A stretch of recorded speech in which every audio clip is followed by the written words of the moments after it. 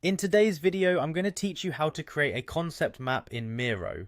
Concept maps are a fantastic way to visually organize information, making them great tools for brainstorming, planning, or simply laying out your thoughts.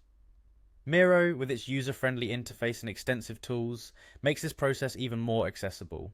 Let's dive into the step-by-step guide. First, we'll start by visiting Miro's website.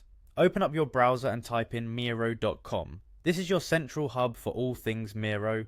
Once you land on their homepage, look toward the top right corner and you'll see the login button.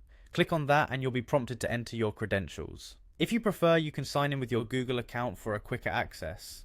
After signing in, you'll be directed to your dashboard. This is where you can see all your existing boards. Click on one of your boards to open it or create a new one if you'd like. Once your board is open, navigate to the toolbar on the left side of the screen.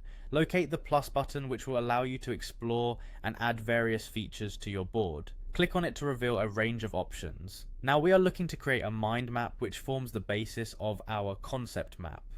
In the search bar that appears, type mind map to find the tool you need. You should also see an option to pin the mind map feature for easier future access by clicking on the pin icon next to it.